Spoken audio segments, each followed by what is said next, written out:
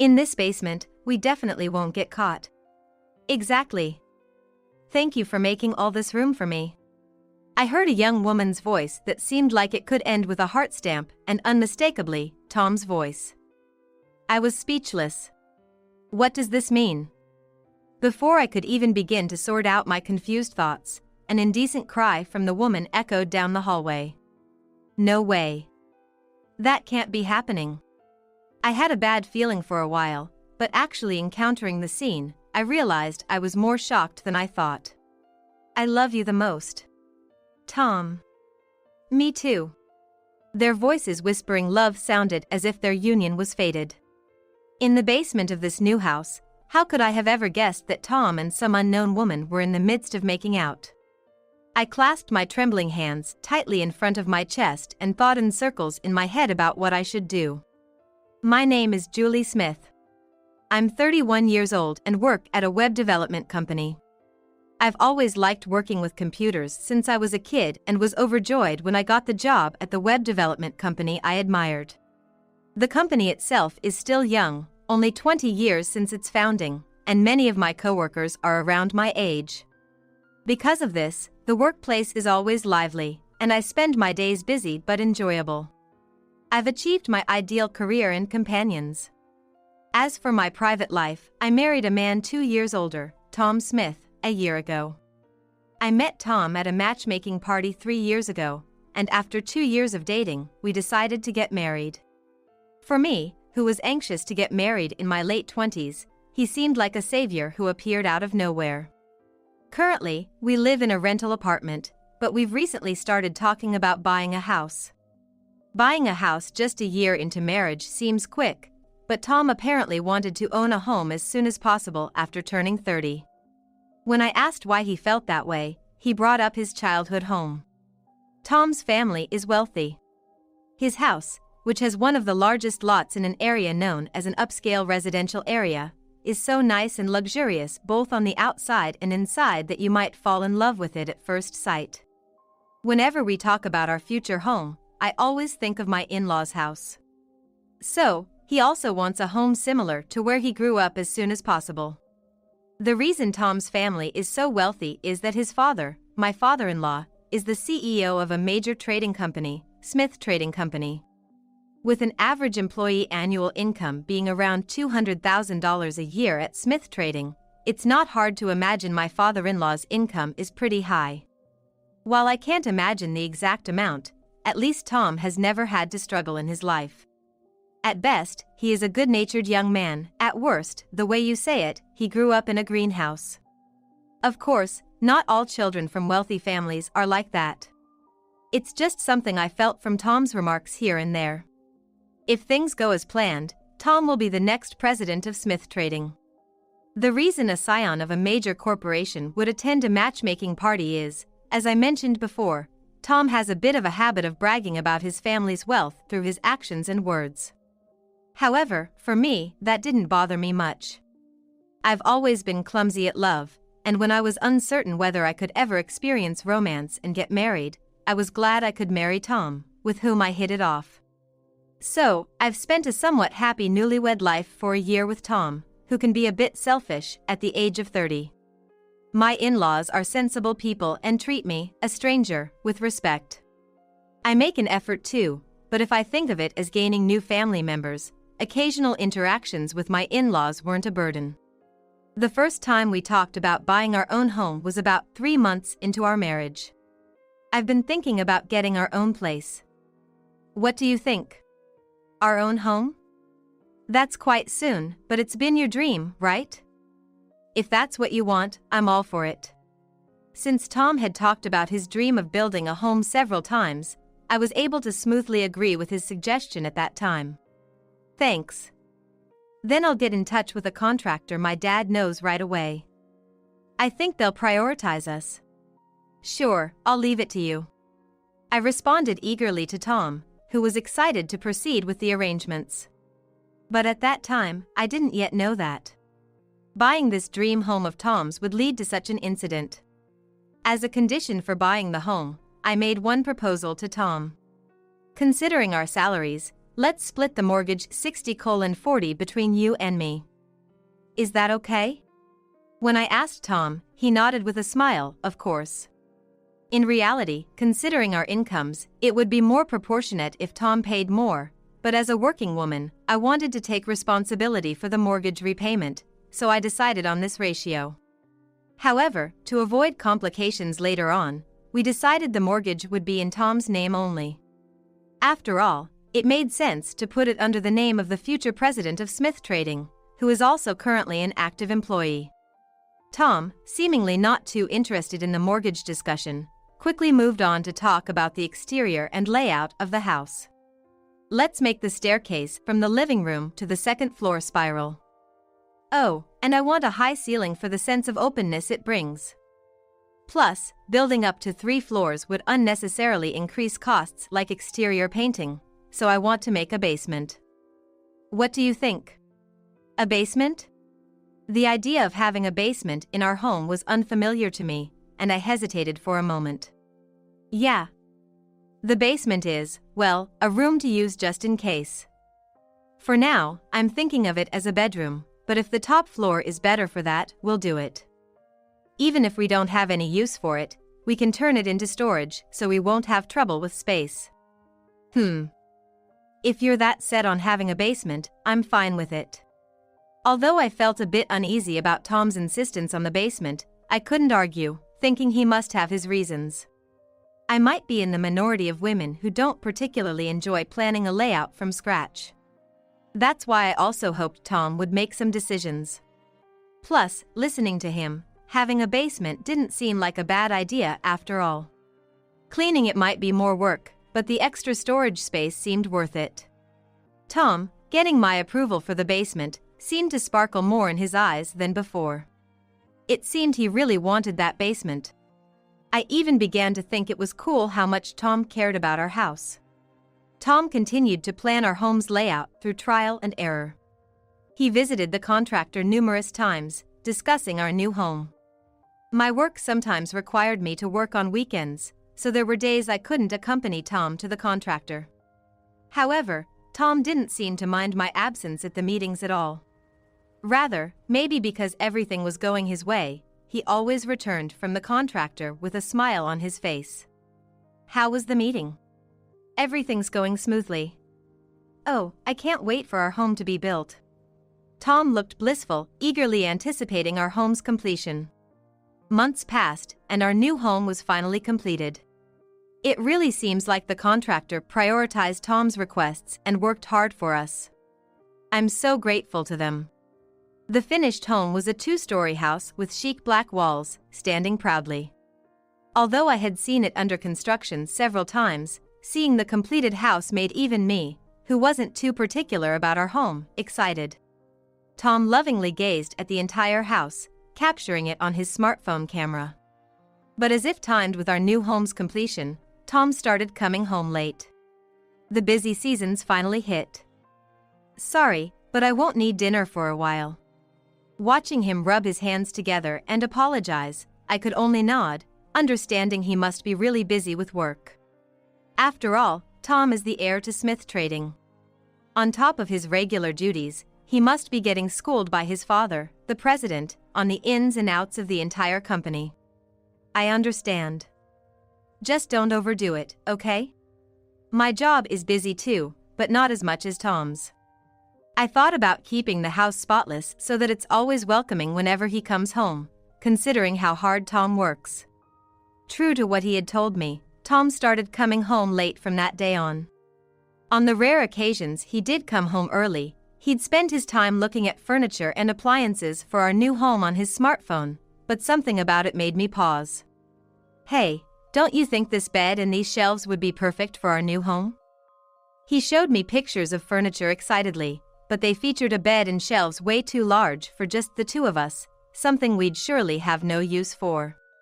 Neither Tom nor I are the type to hoard things, so it was questionable whether we needed such large storage. It's nice, but do we really need something so big? When I expressed my doubts, Tom immediately looked displeased. What if our family grows someday? It's better to have it larger, right? I see. He meant for when we have children. That's when I realized we hadn't been intimate since Tom started talking about adding a basement to our new home. It's strange for a newlywed couple to go months without intimacy. I hadn't thought much of it until then, but once I noticed, it increasingly weighed on my mind. That night, I decided to bring up our lack of intimacy recently. Hey, maybe we could. I was too embarrassed to say it outright, so I hinted with my eyes, hoping he'd catch on. But Tom just said, "Oh, I'm kind of tired tonight. Let's rain check," and quickly wrapped himself in his blanket.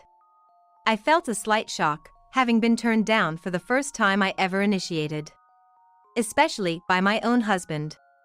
Even if he had to decline, there had to be a nicer way to say it, which made me doubt his feelings. Tom used to initiate when we first got married. I lay in bed, stifling tears, and fell asleep with a heavy sigh.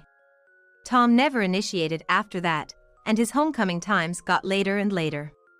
However, he was relentless in furnishing our new home, and new furniture kept arriving, presumably ordered online. We're moving to our new place this Sunday.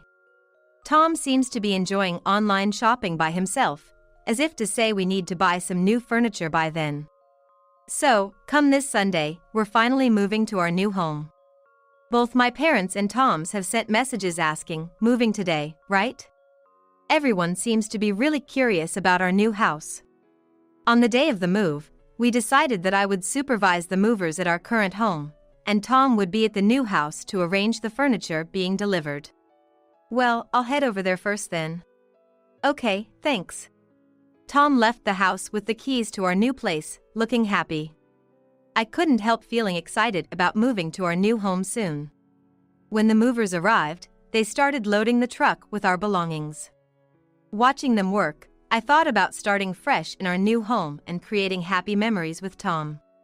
We've loaded everything onto the truck, so we're heading to the new address now. Thank you, please do. After watching the movers get into the truck, I took a photo of the empty room for one last memory of our old place. Well, I should head to the new home too. It's just 20 minutes away from our current house. I grabbed my bag and headed outside. As I was walking out, my phone started vibrating. Wondering who it could be, I answered to find it was the movers.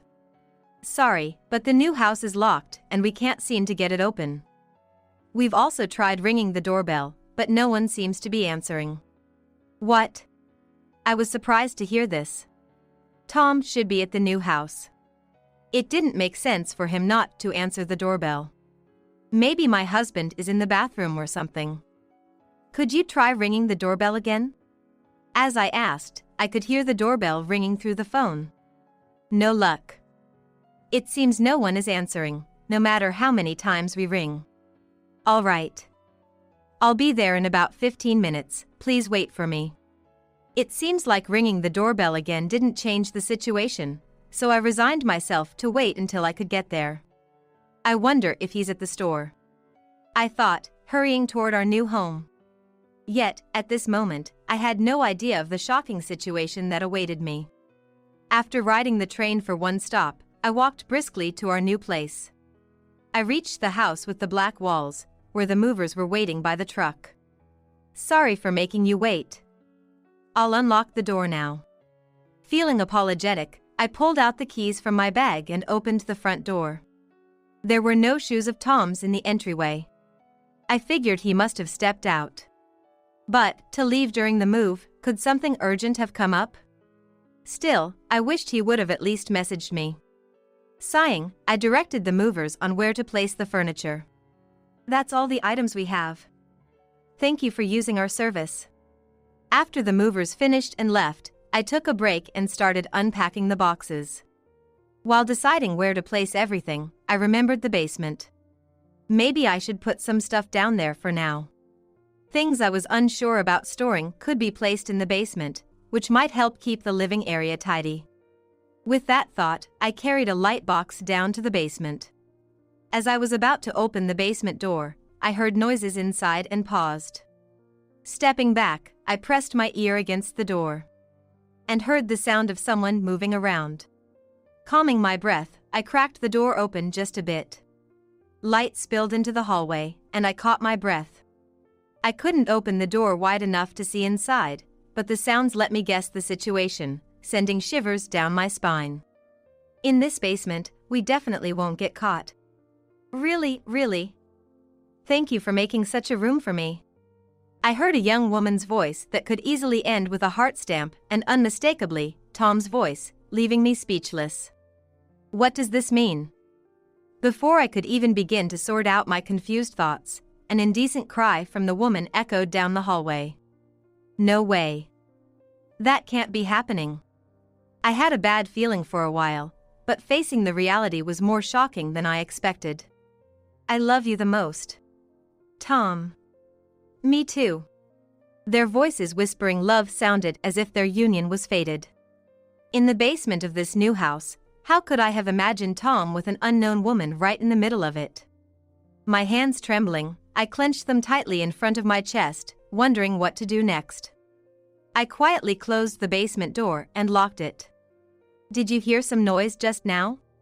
Must be your imagination. Or, it's the movers. I see. Tom and the woman seemed to have noticed the noise, but there was no sign they would stop their liaison to come out. Disgusted by their nerve to lock themselves in the basement for an affair on moving day, I felt a surge of anger. How could this happen? Tom and I were newlyweds, supposed to start a happy life in this house. I clenched my fists, overflowing with the desire to retaliate. I wanted to catch them in the act. The only thing to do was to act now. With that decision, I reached out to my parents, Tom's parents, and his aunt and uncle who lived nearby. When I mentioned hosting a housewarming party, they all arrived quickly. Especially since our parents knew we were moving today, they were planning to come anyway. Tom's relatives made the effort to come too, and I smirked to myself. Thank you all for coming. The place is still a mess with boxes everywhere, but please make yourselves comfortable. While spreading a cheerful smile, inside, I was burning with a vengeful spirit. What a lovely home. Really, I never thought Jolie could build such a house. All thanks to Mr. Smith, huh? That's not true. I haven't lifted a finger this time around. Yes. He took out a loan for it. We're truly grateful to have someone like Jolie joining our family. Our parents modestly complimented each other while checking out the living room, garden, and upstairs rooms. Didn't you say this house has something special about it, Tom's touch? Yes, that's right. Tom even bragged about it to us. The uncle and aunt seemed to know about Tom's significant attachment to the house. The conversation flowed so conveniently, I almost laughed. Yes, that's correct. Especially, Tom's pride is in the basement, so I'll show you now. I led our parents down the stairs to the basement. Tom and the unknown woman were probably still in the midst of it. Hearing the woman's voice still reaching my ears, knowing the truth. I took out the key from my pocket, inserted it into the basement door, and turned it to open. Here is Tom's pride and joy, the basement. Beyond the door I flung open lay exactly the scene I envisioned. Tom and a young woman, naked and embracing on the bed. What in the world is this? My father-in-law exclaimed in shock upon seeing his son in such a compromising position. Simultaneously, Tom and the woman noticed us and froze. Dad, Mom, Jolie, and the uncles and aunts too, why? What is the meaning of this? They screamed in panic, but those who truly wanted to scream were us, having discovered the affair in the basement of the new home. What are you two doing? My mother-in-law yelled, her face red with anger. My parents were so shocked they couldn't even speak. This is, not what it looks like. Let me explain. Tom tried to defend himself, but in this situation, any words sounded like poor excuses, and he couldn't continue. Hold on a second. Aren't you Harris? My father-in-law suddenly addressed the woman. Harris, as she was called, jolted, looking terrified as if she had seen a ghost. And quickly covered herself with a blanket. But once my father-in-law recognized her, his face turned pale rapidly. Father-in-law, do you know this woman, Harris? I couldn't help but ask my father-in-law. He nodded with a trembling voice, yes. She's a new employee at our company. What? Thoughts raced through my mind. A new employee would be around 22 if she graduated from college or about 18 if she finished high school. Tom started talking about building this house around May this year. At that time, he repeatedly expressed his desire to have a basement. And he even ordered large storage units and a bed, seemingly excited. I thought it was just his passion for our home. But piecing together what my father-in-law just said tells a different story. Could it be you met this woman in April and everything happened so quickly? Was the basement created to sneak her in secretly? And the furniture and bed were for your affairs? I confronted Tom with my deductions. No, it's not like that. The basement is for my hobbies. I thought we could use it for storage. The furniture, too, was meant for us to use together, right? Listening to Tom's words fade away, I felt my love for him cooling. A basement just for storage? I believed in your dedication to our home at first, but now, seeing this, I can't trust a word you say. Tom mumbled in response. I had looked forward to starting a new life in this house. But now, this betrayal doubled my shock. Harris, was it? You really thought it was okay to have an affair with a man 10 years older than you? My anger now turned towards the woman named Harris. I didn't know. I had no idea Tom was married. She said uncertainly, but my father-in-law's "that's impossible" made her gasp in fear. Everyone in the company knows Tom is married. We even announced it in the company newsletter recently. You might want to claim ignorance because you're new, but seeing this big house and still claiming you didn't know is a weak excuse, isn't it? Faced with my father-in-law's rebuttal, Harris stumbled over her words. In this situation, naked and caught in the act in the basement, no excuse could possibly matter anymore. Harris really didn't know. It's all my fault. Please don't blame her. Tom tried to defend Harris, his voice fierce. Even now, I couldn't believe his nerve to protect Harris. At this moment, I am the one who is most hurt. Tom should be protecting his wife, not his mistress, Harris. My in-laws, my parents, and I all thought the same, furrowing our brows in unison at Tom's defense of Harris. Seeing everyone's reaction, Tom finally seemed to realize no one was on their side, and he started trembling. Harris also voiced her anxiety. What's going to happen now?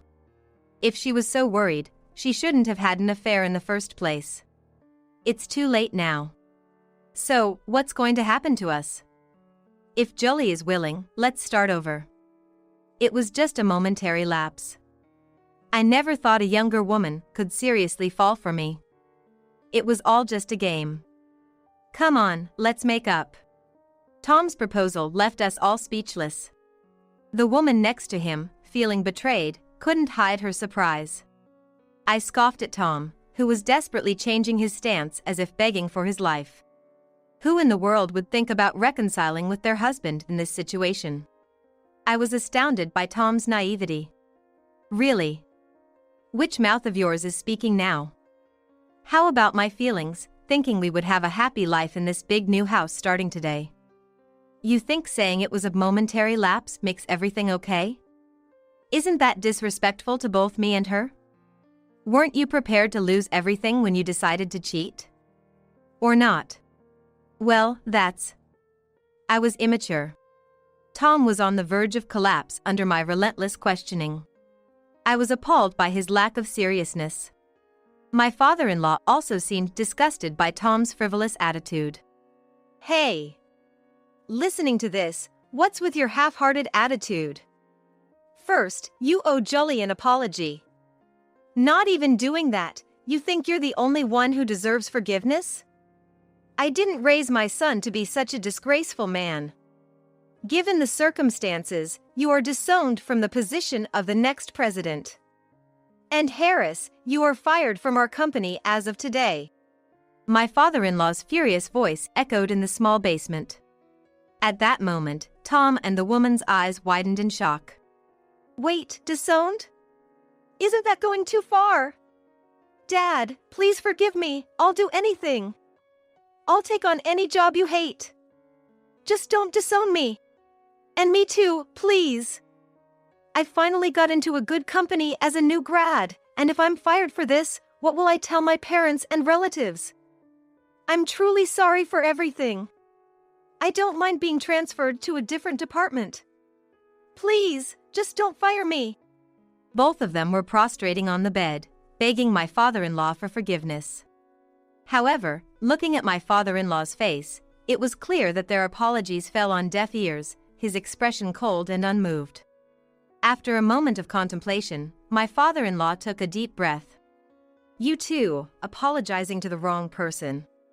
What's the use of apologizing to me? You should be apologizing to Jolie. Not even knowing who to apologize to, you're unfit to take over Smith Trading. Got it. My father-in-law's final blow hit Tom and the woman hard. The two screamed in horror and clung to each other. You understand now, right? Get out of this house immediately. Come on, Jolie, forgive me. Look, I'm apologizing, see? I'm sorry too. Let's just forget this ever happened. Tom and Harris pleaded with me as if this was their last hope. But I glared at them and yelled, "Don't underestimate me. Get out now." With my final blow, the two jumped and ran out of the house. Those of us left exchanged looks and breathed heavily. My in-laws kept bowing to my parents and me. It's good these parents are decent people. Though my anger at Tom hadn't subsided, I had already resolved to live a life without him from this point on. We divorced, and I successfully got a substantial settlement from Tom. Being the son of a wealthy man, Tom himself didn't have the means to pay the alimony in one lump sum. He would have to pay off the debt over time. My father-in-law, true to his word, fired Tom and Harris and disowned Tom from the Smith family. Tom resisted till the end, but my father-in-law dismissed him, saying, "I cannot entrust Smith Trading to someone like you. Instead, one of my father-in-law's competent subordinates is likely to take over the company." I might have been a bit lenient because he's my son, but he just wasn't cut out to be a president. My father-in-law analyzed calmly, truly the demeanor of a major company's CEO. The new house Tom and I bought became his property as I moved out. Originally, the deed was in Tom's name anyway, so that was always the plan. I had only bad memories of that house, so I would have been troubled if he hadn't taken it. Now, Tom has to repay the mortgage on that new house, and without a job, he must be despairing over how to make the payments. Harris, it seems, ran off after realizing Tom was no longer going to be the next president of Smith Trading. In the end, she was only after Tom's money. Otherwise, she wouldn't have had an affair with Tom, who was 10 years older. Of course, I demanded a hefty sum in damages from her as well. Tom, having lost his job, will likely face a grim future figuring out how to repay the alimony debt. The future awaiting her seems quite bleak as well. Tom has lost a wife, a mistress, the title of the next president, and is left only with debt. I don't feel sorry for him at all. All of this was the result of Tom's own doing. Without his father's support, how is he going to recover? I do hope he manages to pull himself together, but I also wish he never appears in front of me again. I've moved to a rental apartment for a fresh start on my own. As a single person, a rental apartment is more than enough. I've arranged my favorite furniture and am now satisfied with this comfortable life. If I ever decide to marry someone again, we'll discuss and agree on a living situation that makes both of us happy. That's the promise I've made to myself.